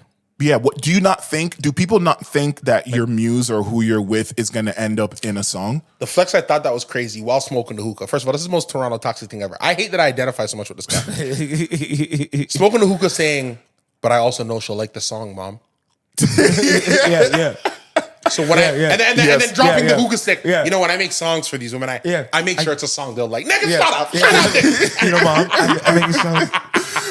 But at the same time, he's the best. Do you not understand, bro? All the sonics, all the sounds this guy can control. How he's been doing it for so many years. It's good, bro. Think of it. We're coming off of a year where the man had a tour, a rap beef, and he's now dropped 100 gigs, which is, like I said, is essentially a double disc documentary. Yes. And this is a year he was supposed to be taken off. Correct. And people are still yelling that he should take off. And they're saying that he's too saturated. Because For All the Dogs came out last October, bro. The man has refused to give us a break, B. The man's working for us, B. Yeah, he doesn't want to take a break. You guys could keep asking. You can't force a break. You can't force a break. But you can't force someone to make an album, and you can't force someone to. I think he's just present. He's not like forced. Do you think he's oversaturated? No, I don't think so. But people that don't want him around, like if you don't want someone around, you don't want them around. I don't even think it matters if you literally are oversaturating, like from a literal standpoint, or you just feel like you're seeing them too much. Because I was at a spot the other day where they play house music. They were playing that Gordo record like crazy. Oh no, that Forker is fire. But the thing, it's not like they want him to. Well, the people who are saying this, it's not like they want him. They don't want him to go away and never come back. They're just saying, yo, you lost, sit down. Why? And then I don't know. That's the part that I don't understand. My whole thing is, if I lost, then sit me down. Yeah, exactly. Evidently, I didn't lose if I can put stuff out still and people are hearing me. People, if the streets feeling it, you know? So what would be my reason? Because that's my whole point. If I really lose, the loss sits me down. So how I losing, you can't sit me. Yo, bro, I'm talking greasy now. That's what I understand. And shout out Drizzy for announcing that he's going to do the project with Party. With Party, sit me down there. Because I think that is dope. It's one thing that I've been trying to, bring You've been trying to talk to them about it? No, I've been trying to talk about this a while, where Drake needs to put a little bit more of his star power in supporting the guys that are on the team. Yeah, that are on the team that have the potential to be as big as some of those other guys that are on labels with big stars. You'll know this. You'll know this as an artist. I keep saying, I feel like I've said that 4 times. That's probably the name of this. You'll know this as an artist. You'll know this as an artist. If you could be the great studio guy, the great music guy, and not want to be the superstar. I know. No, I feel like that happened. I think we saw that happen to Frank Ocean. Okay. Yeah, and I worry that like deep down in the back end, Party don't really want to be the guy that had the superstar on him where he had to be in the public. And if he did, and the reason why I said is he changed his mind. I rewatched the video of what Kalani was saying about how Party was doing her with the Polaroids and the things that he was piping. But the man is too toxic to be famous. To be like front foot famous like that. I would argue against. If I was to agree with you, look what happened to Tory when he started to get front foot famous, bro. He's in jail right now. Yeah, but that was sloppy and lazy he made a bad in decision. execution. He made a bad decision one day. Think of it, bro. It's the most Brampton man thing of all time. And the crazy thing is, you guys will know this as artists from Brampton. It's in you. The man was piping one thing. It's in you. Listen to the flow of the Tory thing. He's piping one thing. And her friend. No. But he's piping one thing and her friend is around. Yeah. The girl he's piping gets COVID and has to sit down for a minute. And in the COVID recovery, he starts piping the next thing. Then he shows up to a party. Substitution is crazy. And they never knew that. And they didn't know. They didn't know. So then he shows up to a party where a next thing is on it. That's been trying to now there's a third. And I think he's thinking, I think I might just be able to parlay this. yeah, he's looking at it literally like he's mapping it out on his phone. I think I might be able to parlay this. I can carry the two. The two shorties are feeling some type of way. But like I'm probably complaining. You probably been there where the girl's like, girl, can you believe you're doing this? I know, girl. And then there's a moment where they're like, why are you so mad about this? Yeah. On some fucking classic 90s sitcom and shit. And then it's like, yo, what happened with the girl, but then they get his ass out the pool. Just yank his small body out of there. Like bro, and he's drunk as hell lit. Yeah, of course. You don't even know what's going on, man. Sorry, I got enough. No, we can do even, a boat, y'all. Like it ain't even a thing. And then shouts out to ratchet women everywhere. One of them just has a blicky on her and says, yo, F this. Oh my God. Yeah, now we getting dicey. No, it's true. No, because bro, we have to acknowledge the gun was not his gun. It's not his gun. It was one of the shorties' guns in the whip. It wasn't a security's gun. It wasn't a security's gun. And there's two women in the car. So yo, shouts out to the ratchet things that showed up to the pool party with the blicky in the bag. Yeah, for real. Oh, man. Hey. Man. First person shooter. Shouts out to Brampton, bro. Only us could that happen to. I know, right? I know it's for real. No, that is. I hate it. I hate it, man. No, I mean it's not. Did you like his project? I hate the music he dropped from prison. I didn't hear. I heard one of the songs. I heard like one or two songs, but everything sounds good, bro. Yeah, he found it. He cracked the code. How to record whatever in he's prison, doing to make that sound that way. Which I do have the answer. Wait, did I? I feel like I said this on a podcast, didn't I? No. Or did I just say it to you? You alluded to it, but okay, yeah. So essentially, the running rumor, which is 95% accurate because of what I know, is that they have, with this AI modeling stuff happening now, what he was able to do is for AI to learn your voice, all you need to do is obviously you write the code, blah, blah, blah, blah, blah. But then it needs references and inputs of your voice source material. So if I'm Tory Lanez and I have thousands of songs, some that are out commercially available, some that are not, dump them all into this algorithm to learn my voice, to learn my inflections, to learn my accents, to learn my tone. Then when I'm in jail, I can record my voice notes over, or I can record my singing the bad audio on the terrible audio that cuts off the high end, cuts off the low end, that only leaves that really grainy, right? And that's enough. As long as it's loud enough and you turn up the volume of it, it's loud enough to be thrown into the algorithm, the AI software, to now print out a perfect way of what I would sound like in the studio, and then it becomes a song. Because we know it's not like Vybz Kartel where he obviously had access to some kind of studio in jail. It's definitely not that. And he's out. And he's most definitely out. Did we say that last time? No, because he was we going it's coming up next. We in the prison part of our podcast. Oh my God, we're in the prison industrial complex. So that is definitely that's one of the uses where AI is working to an artist's advantage. AI? Another artist who's gonna also use that, or maybe it started as Beanie Siegel, because as you know, his voice is messed up from his he said he's gonna surgery. use it? Yeah, he said that's something that I want to do is employ AI so that I can rap still and be heard and still make songs because maybe he won't. He perform but you know, sometimes these people perform and it's the whole record anyway, so it's like doesn't really matter. So at least that's giving him a fighting chance. I'll be interested to hear that. That would be cool. Yeah, most hear Beans again for sure. Yeah, because he was one of them ones. He already announced a concert for the end of the year. Yeah, so Vybz Kartel is obviously. Yeah, because he can't go nowhere. Yeah, he must have can he even perform? No, but shouts out. He got released. Did the charges get dropped? He's still a felon, right? Because I think he's still a felon. And if anything, because I like to drop the case. I think they just let him out on medical petition or something like that. Medical and laboring, and they can't try it. Can't come into the States on a felony. Can't come into Canada on a felony. Can't go to the UK on a felony. We'll see. The first place Wait, Drake gets anyone into the first, not on a felony, and he gets the first. 21 Savage got a pardon, I think. The first place you'll go is definitely and he had UK. a misdemeanor. Misdemeanor, yeah. Shout out Missy Elliott. He I feel like he'll go to the UK, man. First UK. Before come into. Well, yeah, you're gonna go over there before you come over here. Canada's the hardest place to get in.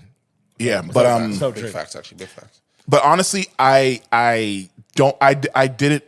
Juror misconduct was actually one of the things too. So it was tossed out due to major juror misconduct. That was actually the health and all those other things played into it. So did they throw out his conviction like he won an appeal or something? Yeah, it's appeal. He appealed his conviction. It's okay. So if it's an appeal, it's over. It's a conviction was overturned by the UK judges. Yeah, so he's fine then. Yeah, he can go anywhere. Wow. Yeah. Overturned. It means it never happened. Oh. Yeah, I'm innocent. Okay. Then I don't know who killed that guy. It wasn't me. Yeah, or any of them, or whatever. I didn't tell him to do nothing. Right. Yeah. No, that's music. Yeah, he was away since like 2014. Long time, since before summertime. There is a lot of like for the most part, obviously, you know, like you never want to like like you never want to promote murder or undervalue the importance of victims and things like that. Well, somebody died, and I'm pretty sure Vybz Kartel is responsible. So shout out to the family who we don't know how they feel about this. I don't know how you'd feel if one of your loved ones was killed by somebody who you think is responsible, and then the world is celebrating that guy's release. I actually just thought about that right now. My goodness, I'm so sorry. No, I understand, but also, you know, because I don't think any member of that family thought he didn't have a part to play in the death of their loved one. So, oh my goodness, actually, this is actually very insensitive. Somebody died. Yeah, but no, I understand. But potentially, I don't have a hat to throw in this ring. Right, but if and it's not like he didn't serve. Oh my God, Bobby Schmurda. It's not like he didn't serve any time. Well, one thing, I don't think he never physically did anything. I think he was calling the shots or whatever it was, but he also served time. So it's not like he didn't get away. It's not like he got away scot free. It's not like one of those situations where he was out on bail. Anybody, right? What? Hitler never killed anybody. But we have. Is that for sure? But we have. He never killed nobody ever. No. I don't believe the difference. He was never a fighter, bro. Hitler was a talker. The difference is he inspired and incited millions, and there's video footage, and there's a whole entire war. I don't disagree. I'm just saying that, like, I'm not commander-in-chief. I'm not shooting bail on saying, yo, you never physically did nothing. That's what he's saying. Okay, I understand. If you did, you know what I'm saying? If you did enough to get somebody to do something, you're responsible for that. But I mean, look. The way that life works, nobody ends up getting off scot-free necessarily for anything. The energy that you put out does return to you. Yeah. It's not like he's fully he's sick right now. He's dying of, I think he has lupus or something. I'm not sure what the graveness. Wait, he's dying? I don't know if he's dying. I don't know. I don't believe he's not dying. Oh. Well, no, I just know that he's sick. I just know that he's sick. We're all dying if we're if we're gonna get dark. Right. If we're doing that. Well, isn't that how we started the podcast? Yo, not yet dead. Yo, that might be the title. Right? Shout out title. But yeah, no, but it's on a musically speaking, taking politics out of it, it's a great thing for music. You know, he's someone who has kept dancehall afloat even behind bars, and hopefully he stays out of trouble and just continues to, procure the scene that, Afrobeat. A lot of people are saying now that he's out, Afrobeats and Amapiano can finally sit down and take a rest. We've been waiting to get them out of here. That's been the discourse. I hate your algorithm. They've been waiting. I truly hate it. They're like, yo, Vybz is out now. People have said. They're like, yo, let's get this fucking Afrobeat. Who is this fucking loser? Get this on the low. I don't know any human being who said get Afrobeats out of here. Let me tell you. Let me talk to the Americans. Let me talk to the Black Americans. Let me talk to the people that Chris sees on his algorithm. I find it more offensive. I have people coming to me saying, the Afrobeats run was better than the dancehall run. I think those people are blasphemous, but I at least hug the fact that they want to say that. But hold on. Yeah. No. Hold on. Time out. Not yet. Time out. But what do you mean the run? What is in terms of like the time that it was running music, like in terms of the music that we got? Has never been out of the zeitgeist of music. So I think that is. When was dancehall if you go to a rave, non-existent? right? I'm gonna use English. You go to a rave. You get your top 40 segment, right? Oh, I see what you're doing. We all remember the segment right after the top 40 segment. You see the dancehall segment. We know that when the jam is shutting down and it's time to close, they gave you dancehall to close. Okay. Now they're giving you Afrobeats to close. Okay, but can I say something? They're giving you charm. But you know the difference. See, that's I'll never compare them yet. I'll be honest, I'm not. But the thing is, this time in life, they do still play dancehall. He's right, of course. But here's the thing, though: the dancehall records that go off today are older records, but not always. What are we doing? But obviously, if you compare, we don't really be breaking new records like that. They're not breaking new dancehall records like every week like that. It's a new Afrobeat record. They break them. They just don't. They end up just not lasting. That's all. But there is an attempt being made. There's a lot of dancehall artists that are. Well, no, Drift was a new. You're changing. But here's my thing: Drift was a new record.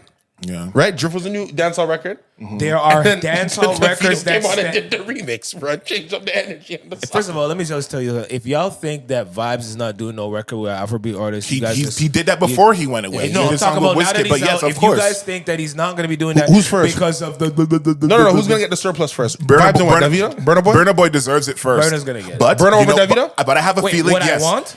Yes, but you know what's going to happen. I'll tell you. I know what he's going to do, though. I know what he's going to do. Have all of them on the record? No, he's going to go on a WizKid one first because WizKid did something with him before when he was locked up. So he owes him. You know that song, Come Closer. Actually, no, sorry, I'm an idiot. Not Come Closer. Your pussy fat, balance it up. Who's gonna get it first? Well, they said that Drake's plane is already. I'm out of here. Wine to the top. That's what it's called. Wine to the top. Yo. So he's already. They're all getting it. All four. Pause. But here's the thing, though. I don't know who's on first. We don't know because the dancehall community in Jamaica. Yeah. Anyone. Jada Kingdom as well needs to get a record as well. What do you mean? She has the big buddy. What's up? That's taking. That is a huge. That's a huge record. Anytime when I play it, every single girl in the place goes crazy. So there's records. They're both fire, but Shensi is so goddamn sexy, man. She's so perfect. Yeah, though they all have their place. I love when you're so angry at how pretty somebody is. Yeah, it's annoying. It's like, yo, stop. Like, go away. No, they all have their place, and get out of here. And we need more people. We need more representation. And that record with her and WizKid is fire too. Oh, on her album. Yeah. Speaking of albums, you know the Kanye the Ye album dropped. You know, with Ty Dolla $ign. The Vultures 2. It finally dropped, and you know where is it? It was on his website, but now today I think it's on streaming. It's on streaming, and it's about to it's about to go #1 because they've released 4 variants. But Taylor Swift is now battling him and released 4 variants as well to kind of combat. Why do they love each other? Why don't they? Okay, sorry. As a side note, I watched a documentary the other day on the Taylor Swift Scooter Braun beef.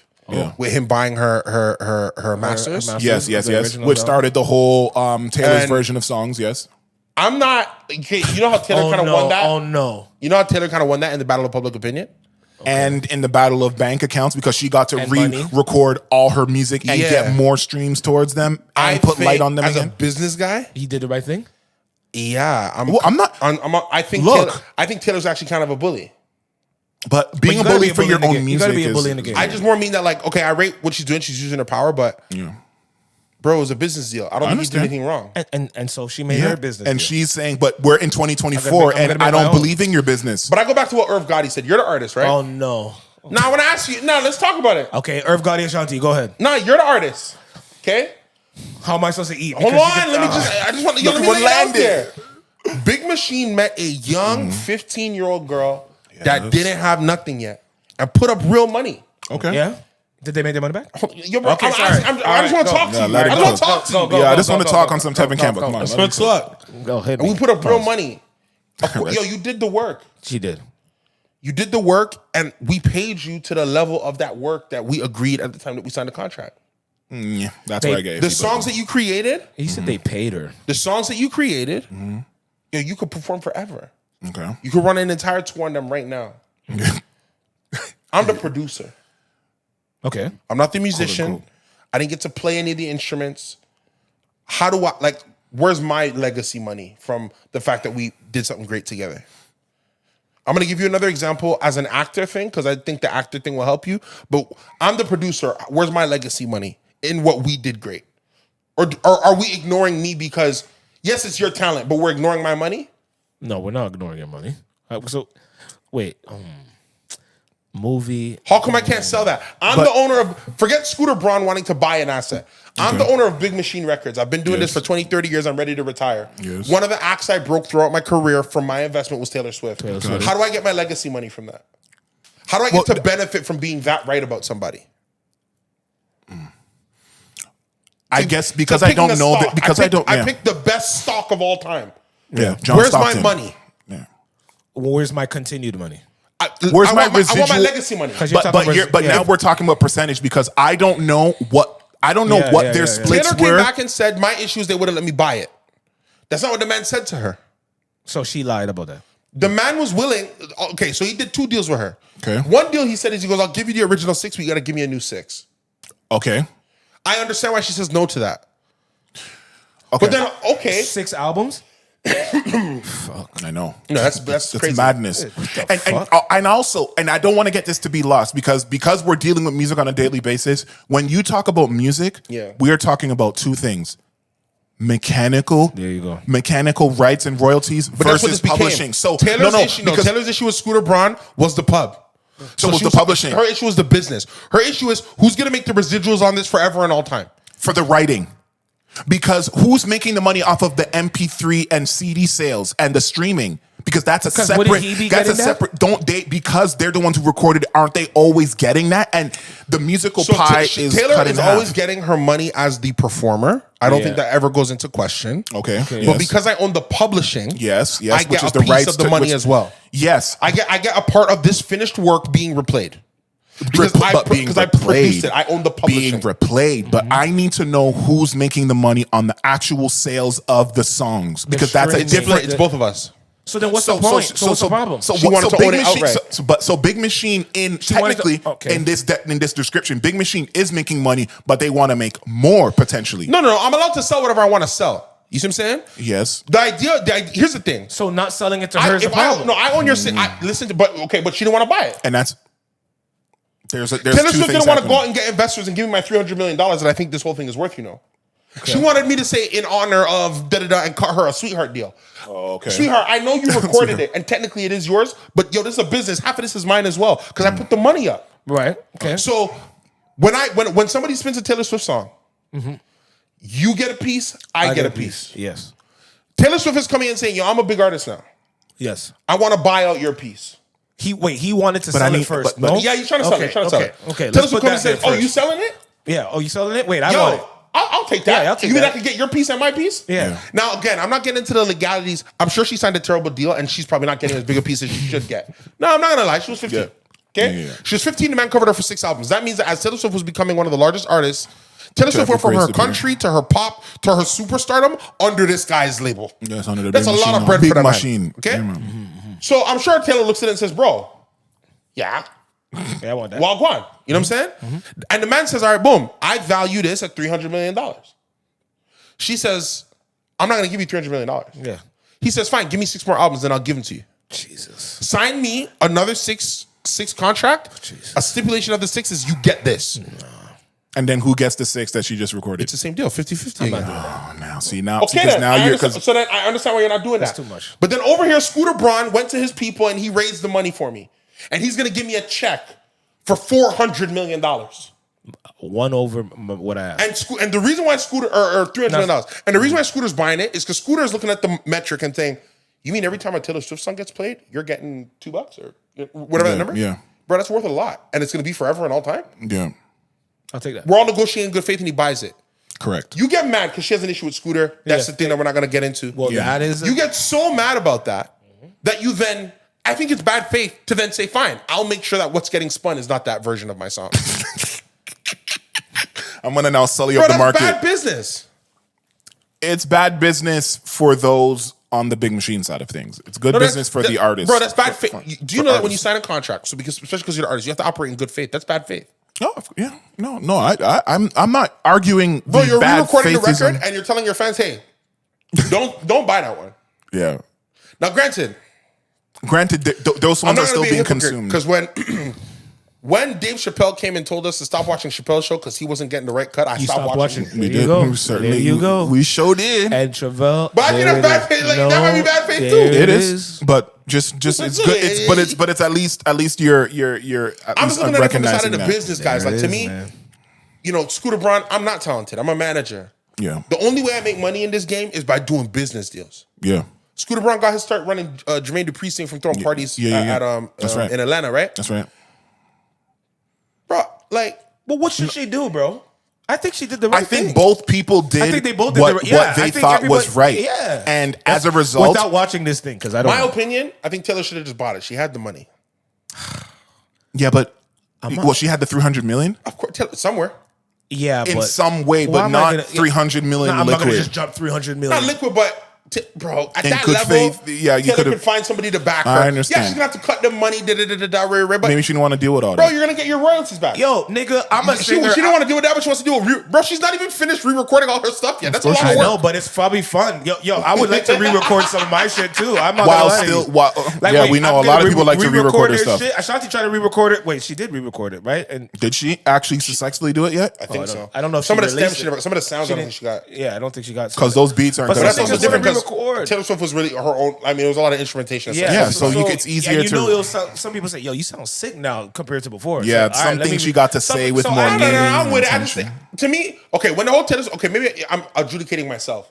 When the whole Taylor Swift Scooter Braun happened, I was nowhere near being Team Scooter at all. Okay, so now you just have a little bit. Now I have a more nuanced opinion of like, yo, this was a business deal gone bad, and there's a lot of bad faith that's going there. Taylor Swift was getting on stage giving speeches saying, yo, these men are trying to silence me and they're not letting me in. Damn, bro, she really is like Ye. I know. She literally grew up to be exactly like Ye. Exactly who Ye is. She's just like Ye. But just doing it with a guitar and not dancing. Because even remember when Ye had the record where he goes, why? Because I made that itch famous? Yeah. And then she came out and said, I'm so outraged. Even and though they had the video of him calling her. Yes. And they're saying it's cut. But my whole thing is this, and it's the same thing I have with the Scooter thing. Yeah. Taylor, the level of outrage that you let us believe you had does not connect anywhere near to the man calling you. I don't care if they chopped up the conversation. They never said that he was going to use the B word. Because the thing is, the man never said he was going to use the B word. Right. Which is fair. Yeah. But what you said led us to believe the man never even run your line. Yes. So that should give us an indication that, yes, she has the ability to... And whenever Kanye called her was medicated because he was calm. Hey, I hope it's all right. The line is... he was very chill. On that recording. You gotta, Yes, I just don't like how... I think Taylor Swift is now, we have to accept, Taylor Swift is no longer that young girl that don't know what she's doing. Taylor Swift is a grown woman of 35-something years old. In fact, she's been known what she's weaponizing that. You know what I'm saying? As she should. Smart. I think Taylor Swift has been weaponizing what we think about her for 10 years. Yeah. Whereas she knows that she's a businesswoman. She's a G. We can't lie. We can't lie. She's a G. In my opinion. So that's why I had her more. No, but yo, shout out to Taylor. Shout out to Taylor and Taylor songs. I only know a couple Taylor Swift records, and me too. The rest of them still be going to the point where it's money up, So what do you mean? They're changing the street for her when she comes to Toronto. You know what I'm Taylor Swift how many back-to-back shows? Is it 5 or 6? 100. No, in Toronto, like 7. I don't know. Some exuberant number. I got offered tickets for like 3 times, so there must be many shows. Yeah, there's an exuberant amount of shows to make sure, and people are coming in from like all over. Yeah, I would love to see what the I would go to show because I want to see how she really commands an audience. Everybody, like, one last question for you as an actor, and then I'll let you finish. Yeah. After this, I'll be done. But I've been meaning to talk to you about this since I did the research on this. I was reading a Forbes story the other day. Jeremy Allen White, who's the lead actor of The Bear. Yep. Which is right now probably the biggest show on television. It's one of them. Is it? I gotta keep watching. One of them. It's critically acclaimed. Yeah, I know it's critically acclaimed. Very well watched. Yeah, it's getting all the awards all the time. Yes. How many seasons is that? 4? 3. Yeah, so they're on their third. They're on their third. They just released the third. Still early. $750,000 an episode is what he gets. It's really good. 20 years ago, or call it 15 years ago, when Friends was at the heyday, it was $1 million an episode for 20 episodes. Here we go. Watch it. The Bear runs 8 episodes. 10. Wow. So $7.5 million adjusted for inflation is way less. Yeah. And back in the day, the people on Friends were getting $20 million. Also, because it's streaming, Wait. They were getting $20 million a year. Who? To do Friends? All of them? Each and every single one of them. Eventually. It didn't start that way, you mean but It didn't start that way. Once they, how long did Friends run for? Friends ran for what, 8 years? yeah, The final 4 years, they're at $1 million an episode. Each of them. Yeah. $1 million an episode. Yeah. Okay. That's when you. think That's there when was you. That's when you that nigga. 10 seasons? And 10. remember now with streaming, 10. Okay, so I think the final 4 they all had $1 million episode. With streaming, no chance to hit syndication. 0 chance to hit syndication. Yeah, we have streaming. The article from Forbes was saying that we are now entering a time where to be an actor, Yeah, whereas in the era we grew up in, being an actor might make you super rich. super rich. Now being an actor is going to make you like a doctor or a lawyer. Okay. So whereas, for example, if you're an actor and I was on Friends, I don't ever have to work a day again Yeah, in this my will be life. the only show I can do. I need to do it, and I'm done. Because I'm on a show that hits syndication, you owe me my money. Yeah, Now, if you're an actor, you're making a good wage every year, but you probably got to keep this thing going. When your acting run is over, you better find something to do. Same thing with the showrunners. or you were doing well with your money, but go ahead. Same thing with the showrunners. Dick Wolf, which is Law and Order, Yeah. a billionaire, legitimately ticked over it last year for creating shows. Yes. Yeah. We do not live in a world where a showrunner or show creators are ever going to hit that ever again. Yeah, I think that's over. As an actor, how does that make you feel? Do you feel happier that because I think it's the thing as to why you could be super rich before cable news, only one show could be on at a time. Now we have streaming services, Yeah. 5 shows could hold the same time slot. So it's more democratized. What they're saying is that more actors are working now than were before. Yes. because But the the highest paid pie- actors are making less money than the highest paid actors were making before. This is not true. Apparently, and movies, similar things are happening for movies as well. Yes, it How is. do you feel about that as an actor? That was so interesting to me. Because I've never lived in a world where being an actor didn't mean you were super rich. Access versus. I think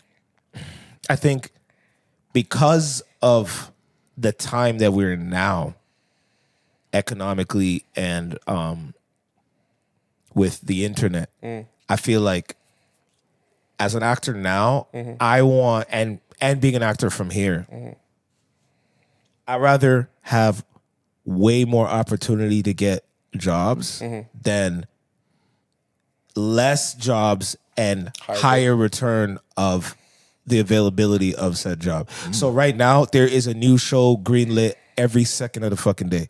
Like there's shows, and because of streaming, there's exclusive to Apple, there's exclusive to Disney, there's exclusive to Netflix, there's exclusive to Crave, there's exclusive to Peacock.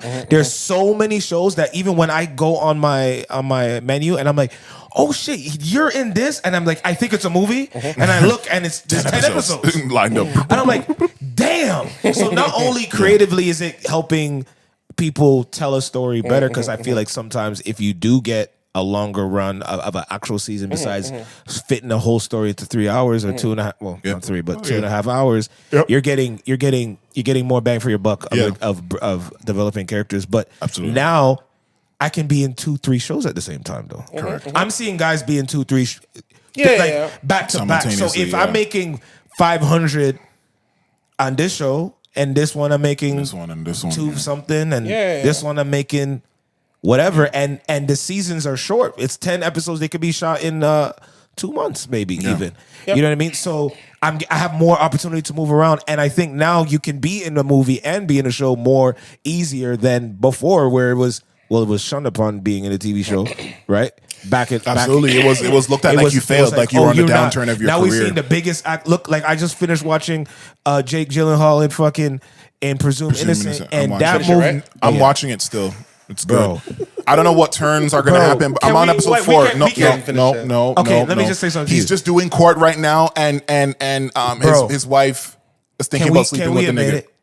That show is one of the best new shows I've seen. That's called. It was very cool. Okay, that's what I'm saying. Okay. It's very cool. Very well. That final, because a lot of times shows final episode, I'm kind of like, now I don't want to say like a big letdown, but but sometimes it's all I'm gonna say is that All I want to say is that you shook, yes or no? I was very shook. Thank you. Wait. All I want to say is that the show ends. Please. The be show careful. ends in a place. Please be careful. Please. There's in a place. I was shook and as the hell. things that are revealed in that final place are throwing me off. You're there for 3 minutes, like what? Are you serious? Bro, there's a character that is like no. Too much TMI. As soon as I was done that episode, when shit was unveiling, I wanted to stop it and start again to see it from that perspective. Shake the hand of whoever the fuck wrote this part in this fucking show. And guess what? They're not gonna get well paid. I know, and that sucks. This person put on a writing masterclass clinic because they throw out threads. If you I rewatch it. Oh my god! I rewatch it to see if I can find the threads. I'm seeing some threads right now, but Chris. Because bro, anyway, when you rewatch it, you see the threads. You see the signs where you see the signs were there. Certain but I don't know what you're talking about, but I kind of do. The threads were there. They smoked this shit. Okay. The threads were there. This was a bad smoke. I thought I would. I'm like, you really got 2024, big man. You really got me this way. Like, I missed. They smoked it. I missed this, bro. Wow. I miss that feeling of like. You know, watching TV. Remember what? That kept going. Yes. 24 used to give me that all the time. At the end of every 24 episode. Yeah. Bro. And if it doesn't, how do I say? I'm going to say this without telling the story. Please bro, don't, man. It really broke down how a man. Okay, no. It's too much. It's too much information. Okay, I'll say this. Too much Wait, I'll just say this. Please. Sometimes you got to do what you got to do. In the moment, sometimes you got to do what you got to do. You got to do what you got to do. And also, man, sometimes I love you. But we over here, though.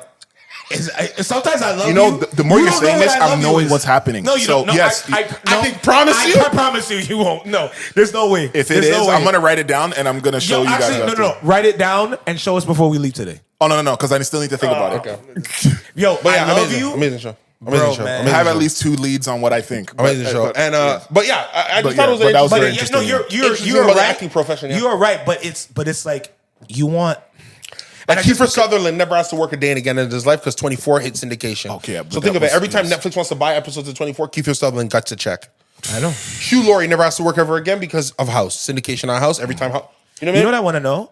And bro, the Dick Wolf being a billionaire thing. Now, granted, he deserves it because I see 767,000 different types of Law and Order all over the place. That is true. Yeah. So he keeps getting it. Yeah. But like, dang, came up with one concept that just kept paying. So it's just from Law and Order. Who made? He made some other crime procedurals. Who made CSI on all of them? Who's the writer of that gets CSI there's so fucking many.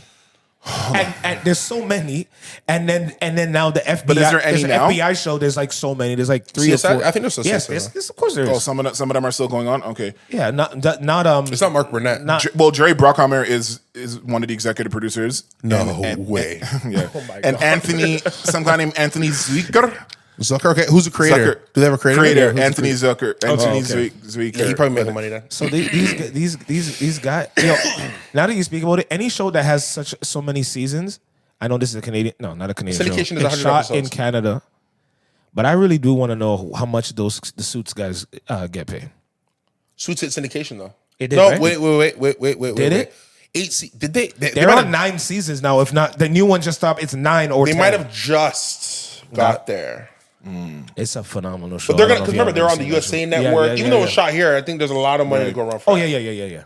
Because big actors were coming in left, right, and center in that show. So, I mean, when you see Charles Barkley, he's not cheap. You saw and you see him what he just did now. Yes, we can end on that. He's continuing. So he's continuing with TNT. He's on with TNT. Yeah. 20. You got that 20 mil. He's gonna finish that out. 20, 30 mil, however how much that was. Yeah, they're paying big money to have people talk and entertain. And not having to know. What were they paying for 1 year? I don't know how much his contract was. How long is the year for? I don't know how much his contract was. But now I don't know if this is true, but it sounds like they're going to keep all of them. That's what it sounded like. And that they're going to do all sports. He signed a 10-year contract extension. Wait. No, they're going to do all sports. Sorry. Not a 10-year. I lied. But they said they're going to do all sports. Is that going to work? He said, okay. Is that going to work? Let's be real. Well, here's the thing. You know how it trying to make money on you know how it can work though? Because Ernie has done also basketball. Yeah, he's done. He did baseball. He did. He can carry down. So that's going to be their flagship commentators. Is what you're saying? Yeah, like a first take, like a thing. Oh well, I mean, you saw things over now officially, really, really over, right? What, Undisputed? Yeah. So he won't be on the. Skip is off the show, yeah, and there is no show right now. Officially done. Yeah, and there's no show. Yeah, really. Did he give like a final address? He did. Kind of. I don't know if he said it on TV. I'm excited to show y'all what I got really going on. What I have going on. And he also blamed the network for not patching up his relationship with Shannon, even though... You're mad. He did not say that. He did. He said he blamed them for not stepping in and putting in the work to rectifying it. Are you serious? Yes. Yeah. Do you know how maddening that is? Yo, this was your doing. He blames the network for not stepping in and fixing the relationship. But it wasn't him who went to the network and said, I can't work with this guy. Because people remember Shannon got fired, right? Yes. Do we all remember? Hey, ladies and gentlemen of the Dre, Shannon Sharp was let go. I think his contract was up. They refused to renew. It's not like the man said, I'm out of here. No, not really. No. Once the man was jobless, he wasn't trying to leave. He had to find other places to go. Yes. And Skip is saying, I blame them for not coming in and policing us. Mm-hmm. Yeah. It was mouth dropping. Yeah, I want to get the exact quote because it was nasty. It was nasty. So you don't take any ownership? You're gonna keep hitting. But yeah, he said. But one thing he said. Well, this was not about that. But he said today was my last show on Undisputed. I'm leaving FS1. I've been planning to pursue other opportunities for several months. Had a great 8-year run with a lot of great people at Fox. But now I'm excited for what's coming up next. Yeah. But yes, there was excited for what's coming up there was another quote. I can't find it now. But the point is that he definitely he's blaming. He's doing the now that. You know when something goes terribly wrong, the finger blaming, like it's your doing. You know when things it's your doing, and then you start to blame other people, knowing good and well that you are the catalyst for that destruction. Even if you're part in it, maybe you're not the whole thing, but you gotta accept you're part of it. I'm gonna say it like this. Yeah, say it like this. I'm closing. First takes numbers next year are gonna be. I think everything is. Yeah, so crazy. Everything football about starts Shannon in 27 days. Everything with Shannon is up. Yeah. Oh, what? Football starts in 27 days, September 5th. His own. Bro, I started watching Nightcap. I never used to watch Nightcap. No, I know. I watched Nightcap. I watched Nightcap just to get my basketball tape because he's you know. But ladies and gentlemen, wait for September 5th. Yeah, he literally said he blames FS1 over the feud. And then he rejected a farewell show. See, he didn't. So that farewell I'm talking about was on Twitter. It was on Twitter. Yeah, he said he blamed the higher up execs for not mediating his feud with Shannon and turned down doing a farewell. It's cute. That's cute, man. But I'm sure he wanted Shannon to do that farewell when he had to sit there and tell everybody, "Thank you guys for all." I remember watching that episode feeling very uncomfortable. Yeah, it was not fun. Yeah, I was so uncomfortable watching that. Did you watch him when he was saying farewell, bro? Jesus, there's so many things happening right now that I think are all based in color that I can't even talk about. It's based. Very good. That's another one with my. That's such a. I'm having a real hard time. Like right now, right now there's two guys playing for the Dallas Cowboy football team trying to wait for their money. Tony Romo never had to do that. Jason Witten never had to do that. Tony Romo will never have to do that, no matter how. Yeah, but the quarterback now does. It's crazy, ladies and gentlemen. That was 71. We got other stuff that we gonna get to next episode, most definitely. Inshallah, you know what I mean. Thank y'all for coming with us on this audio journey. Like, comment, subscribe, a tribe, stay alive, and also Deadpool was a fire movie. Oh, I gotta watch it. Saved Marvel. For the year at least. Because they've been shitting on Marvel. Yo, when Elektra and them ones came, bro. Spoiler alert. Yeah. Oh. I did see them all kind of come on stage. Bro, when Elektra and Blade came out, bro. Yo, shut up for the spoilers. Yo, when Elektra... if I never saw it, I started to hear this. What's the show that I said that she acts in? A show that I'm Alias, right? She's in Alias, and I'm like, yo, this girl is so fire, bro. Yeah. But when I saw her in Elektra kicking ass, and you should see her...